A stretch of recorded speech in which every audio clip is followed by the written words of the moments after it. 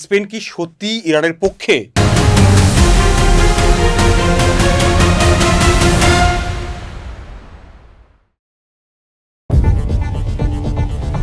ইরানকে ঘিরে আমেরিকা এবং স্পেনের লড়াই এখন তুঙ্গে।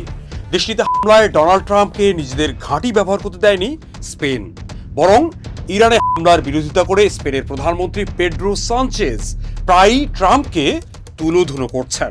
এ অবস্থায় ক্ষুব্ধ ডোনাল্ড ট্রাম্প স্পেনের সঙ্গে সব ধরনের ব্যবসা বন্ধের ঘোষণা দিয়েছেন।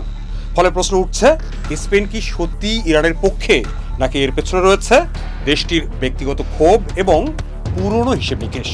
এই প্রশ্নের উত্তর খুঁজতে হলে আমাদের যেতে হবে প্রায় 500 বছর আগে।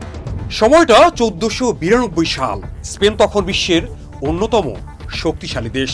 ইটালিয়ান নাবিক ক্রিস্টোফার কলম্বাসের নেতৃত্বে তারা আটলান্টিক মহাসাগর পাড়ি দিয়ে মধ্য ও দক্ষিণ আমেরিকার বিশাল অঞ্চল দখল করে। আজকের Mexico, Colombia, Venezuela, Peru, Colombia, Chile, Argentina, Cuba সহ অনেক দেশে ছড়িয়ে পড়ে স্প্যানিশ ভাষা, সংস্কৃতি এবং শাসন ব্যবস্থা। এ কারণেই আজও পুরো ল্যাটিন আমেরিকার বড় অংশ জুড়ে স্প্যানিশ ভাষায় কথা বলে। একই সময় উত্তর আমেরিকায় নিজেদের উপনিবেশ গড়ে তুলেছিল ব্রিটিশরা। পরে সেই উপনিবেশ থেকে জন্ম নেয় আধুনিক মার্কিন যুক্তরাষ্ট্র। অর্থাৎ আজকের স্প্যানিশ ভাষাভাষী দেশগুলোর জনগণ অধিকাংশই স্পেনের বংশোদ্ভূত এবং যুক্তরাষ্ট্রের বাসিন্দারা ব্রিটিশ বংশোদ্ভূত।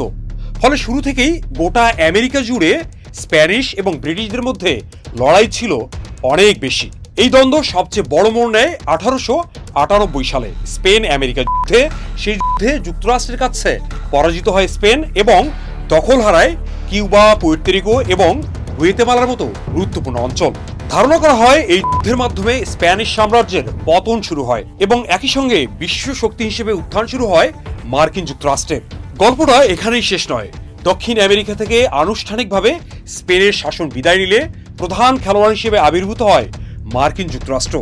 তারা 20 শতক জুড়ে স্প্যানিশ ভাষাভাষী দেশগুলোতে ব্যাপক নিপীড়ন চাপিয়ে দেয়, আর প্রতিবাদ করলেই সেই দেশের শাসককে হত্যা এবং ক্ষমতাচ্যুত করা হয়।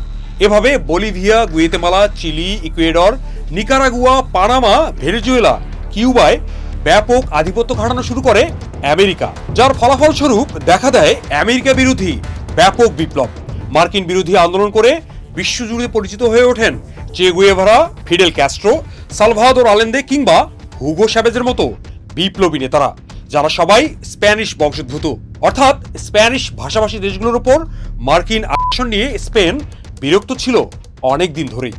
সবশেষ ভেনেজুয়েলার প্রেসিডেন্ট নিকোলাস মাদুরোকে তুলে আনার ঘটনায় ক্ষুব্ধ প্রতিক্রিয়া দেখিয়েছে দেশটি। ইরানকে সাপোর্ট করায় কলম্বিয়া এবং কিউবাতে আগ্রাসন চালানোর হুমকি দিয়েছেন ডোনাল্ড ট্রাম্প। এ ঘটনায়ও ক্ষুব্ধ প্রতিক্রিয়া দেখিয়েছে স্পেন। এর মানে দাঁড়ায় স্প্যানিশ বংশোদ্ভূত দেশগুলোর মধ্যে একমাত্র আর্জেন্টিনা ছাড়া প্রায় সবাই আমেরিকা ইসরায়েলের কট্টর বিরোধী। অন্যদিকে আর্জেন্টিনা ইসরায়েল আমেরিকার প্রধান সমর্থক। স্পেন তার নিজস্ব জনগোষ্ঠীর দেশগুলোর উপর মার্কিন আগ্রাসনের কারণে ক্ষুব্ধ হলেও ইরান ইস্যুতে একটি ভিন্ন দিকও রয়েছে। বিশ্লেষকদের মতে আজকের স্পেন সেই পুরনো সাম্রাজ্যবাদী দেশ নয়। আবার বর্তমান স্পেনের সরকার ল্যাটিন আমেরিকার বামপন্থী আন্দোলনেরও ধারাবাহিকতা অনুসরণ করছে না, বরং প্রধানমন্ত্রী পেড্রো সানচেজ এমন একটি পররাষ্ট্রনীতি অনুসরণ করছেন যেখানে আন্তর্জাতিক আইন, কূটনৈতিক সমাধান, বহুপাক্ষিক সহযোগিতা এবং ইউরোপীয় ইউনিয়নের স্বার্থকে অগ্রাধিকার দিচ্ছেন। ফলে ইরান ইস্যুতে স্পেনের আপত্তি মূলত যুক্তরাষ্ট্রের সামরিক পদক্ষেপ এবং একতরফা সিদ্ধান্ত গ্রহণের বিরুদ্ধে বলে মনে করছেন অনেক বিশ্লেষক।